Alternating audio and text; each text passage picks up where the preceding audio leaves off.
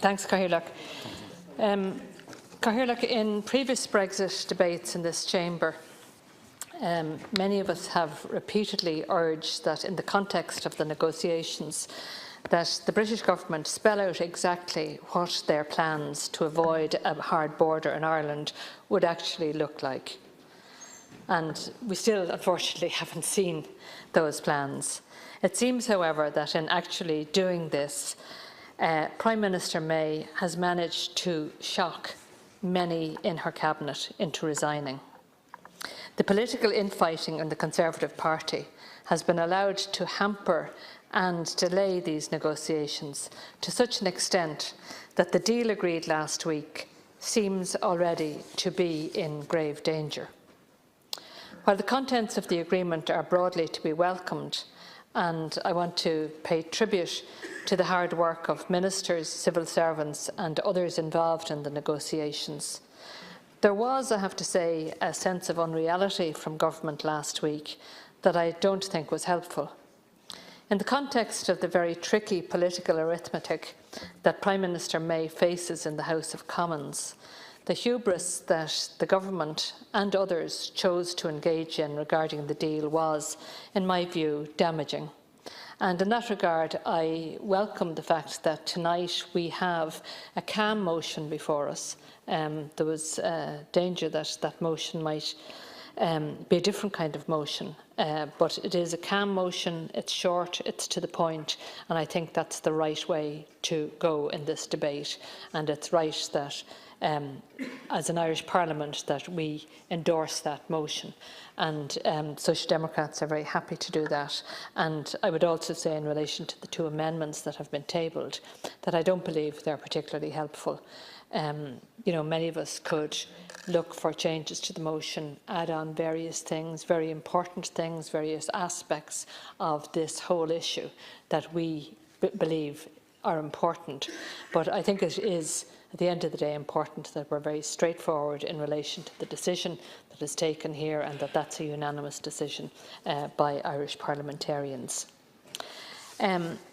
Last week, certainly, the government, in welcoming the content of the draft withdrawal agreement so enthusiastically, I believe that wasn't helpful in terms of quelling the fears of even moderate Brexiteers, and that was anything other than that this deal was anything other than a capitulation to the demands of the EU 27.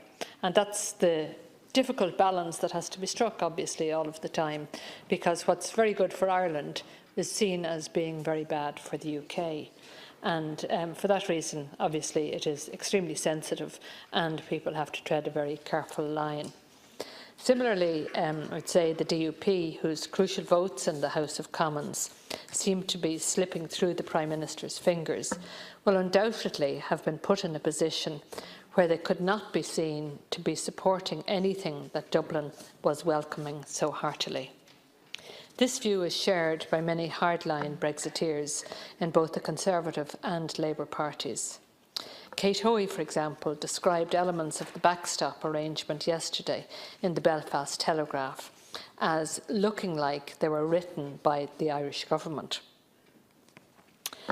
I attended the briefing late last Wednesday night, by the Taoiseach and his staff, and I and others were very appreciative of that. I think it was worthwhile. But I must say, I think it would have been helpful for other parties and party representatives to have had a greater insight into the actual politics of the issue, because I think it has to be said that we had confidence that the government had negotiated on our behalf a good deal. But ultimately, it is the politics of the situation in the UK and the relationship between the UK, Ireland and the EU which will decide where the Brexit issue goes. And I think that would have been helpful if we had more discussion in that regard. I think there were times last Wednesday, and it was a short-lived thing, but there were times when both government and other party representatives, in their reaction to the deal, I think there was a display of a lack of appreciation about how the mechanics and operation of this draft agreement are so intimately bound to the political reality in Westminster. While many may lambaste those in the Conservative Party and the DUP who seem to be intent on making their constituents poorer in order to further their particular political agenda, we must similarly accept that the composition of the House of Commons will remain as it is until such time as there is a general election. And while many are predicting that that will happen soon, that may not necessarily be the case. That is why the reality that the government is dealing with must be recognised, and everybody should be mindful of that fact, of the very, very difficult situation that Prime Minister May finds herself in. I do note with interest, however, the comments by Amber Rudd this morning, where she effectively contradicted the Prime Minister by saying that the British Cabinet would act to prevent a no-deal situation in the event that the draft agreement fails to make its way through the House, and that was a welcome comment. With these mixed signals in mind, I would ask the Minister, as I've previously in this chamber, what will the practical response of the Irish Government be if the unthinkable happens and the United Kingdom leaves the European Union without a deal in place next March?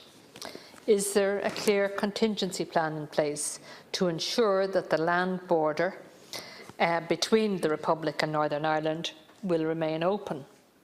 Given the very volatile and unpredictable situation in Westminster, it is imperative that we are all well prepared for this eventuality. It has been said by others, but we continue to be in a situation where we hope for the best, but we have to prepare properly for the worst.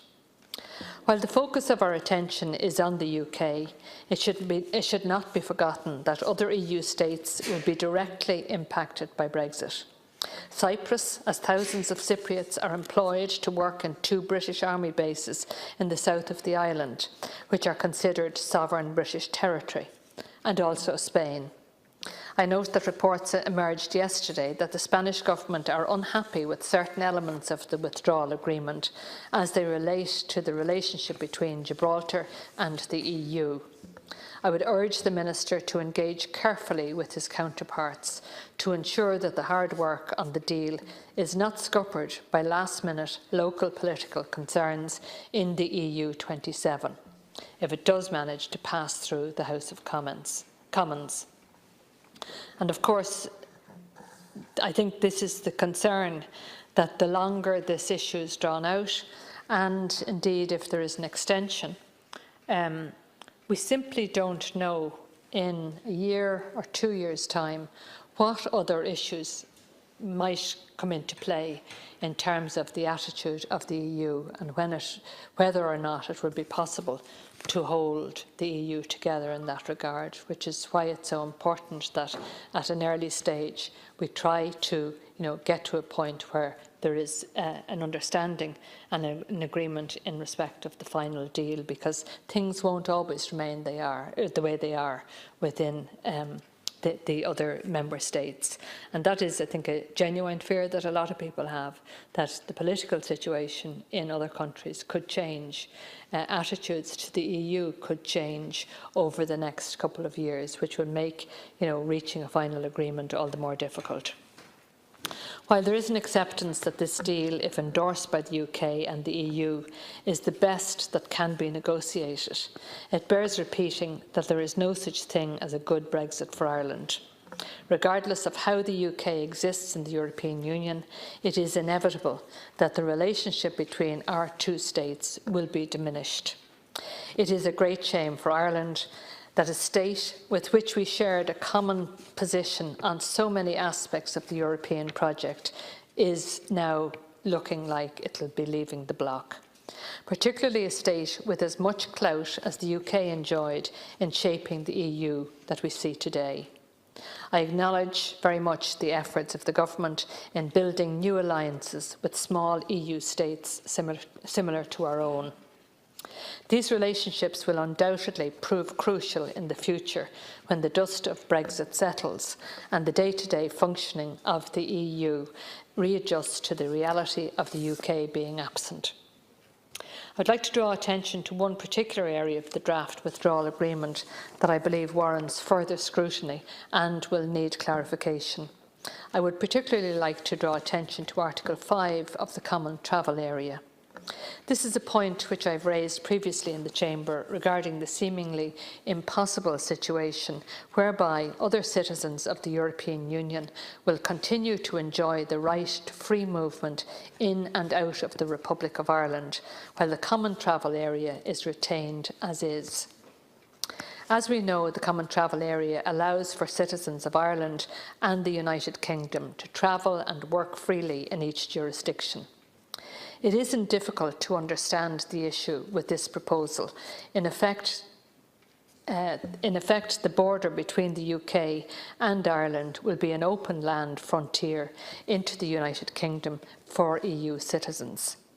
I do not see how this circle can be squared, given how vociferous Prime Minister May has been regarding the fact that this deal will end free movement for non-Irish EU nationals into the UK. If the DUP will not accept travel restrictions between Northern Ireland and mainland Great Britain, then this presents a major stumbling block for the deal.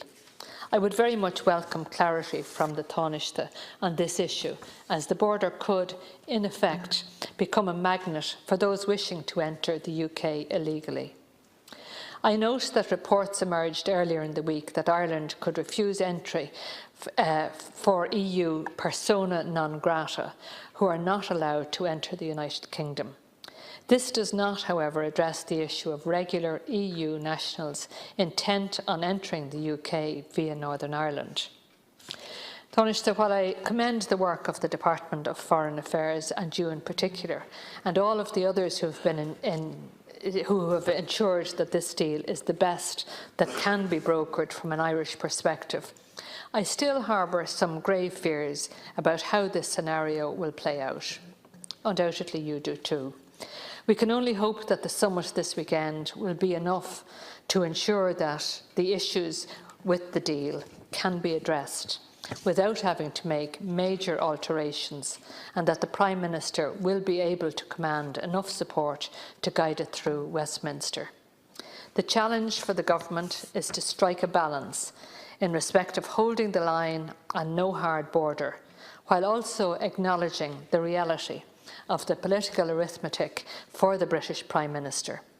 The fact that the promise of holding a Brexit referendum by Mrs May's predecessor was an enormous mistake does not make that task any easier. Thank you, Cathaoirleach.